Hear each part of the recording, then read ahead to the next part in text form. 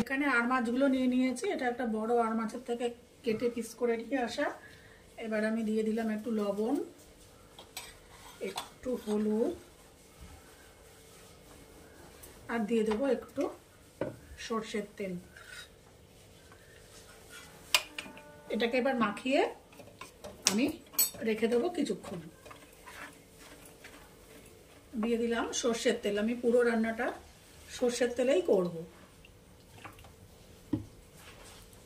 তেল গরম হয়ে গেছে, এবার আমি এটাকে গ্যাসের ফ্লেমটাকে কমিয়ে দিয়ে আস্তে আস্তে মাছগুলো আমি ভেজে নেব। খুব কড়া করে ভাজবো না, আমি হালকাই ভাজবো।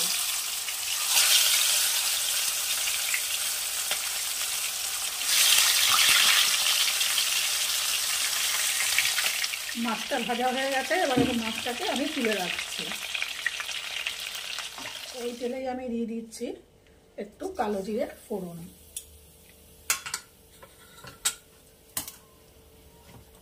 দিয়ে দেব পেঁয়াজ বাটা,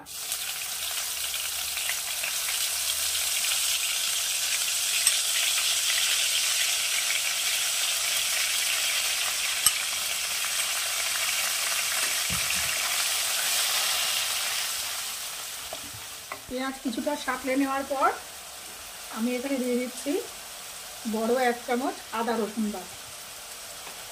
এটাকে আমি কিছুটা সাঁতলে নেব, কাঁচা গন্ধটা কেটে যাবে, তারপরে ফিরে আসছি। এবারে দিয়ে দেব হলুদ,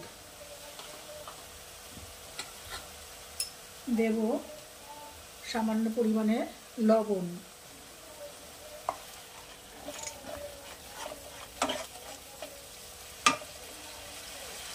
এরপরে এর মধ্যে দিয়ে দেব আমি ছোট ছোট 2টো টমেটো কুচি করে রেখেছিলাম সেটা। আপনারা ইচ্ছা করলে এখানে টমেটো পেস্টও ব্যবহার করতে পারেন।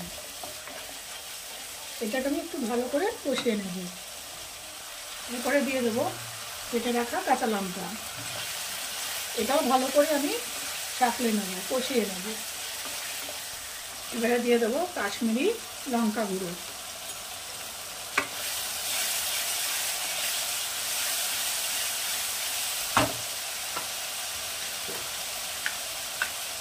দিয়ে দেব অল্প পরিমাণে একটু চিনি,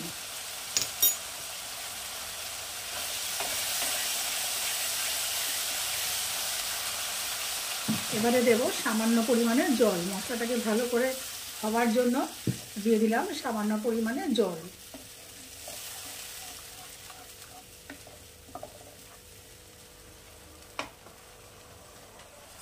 ঝোল ফুটে উঠেছে, এবারে আমি দিয়ে দেব ভেজে রাখা মাছগুলো।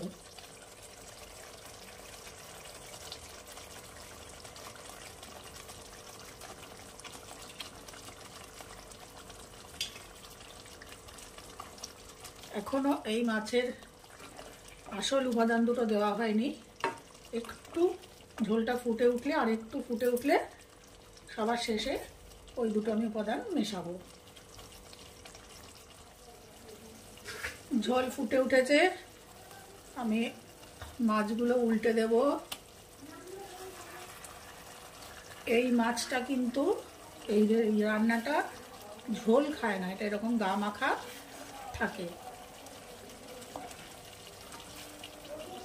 আচ্ছা, এবারে দিয়ে দেব কেটে রাখা ধনেপাতা।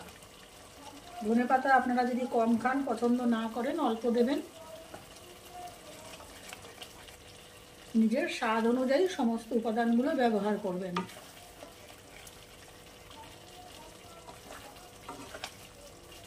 গ্যাসের ফ্লেমটা একটু বাড়িয়ে দেব। এবার নামানোর আগে আমি দিয়ে দেবো একটু কাঁচা সর্ষের তেল। ব্যাস, এবার এটাকে আমি ঢাকনা চাপা দিয়ে রেখে দেবো। সার্ভ করার সময় আমি ঢাকনা খুলে সার্ভ করবো।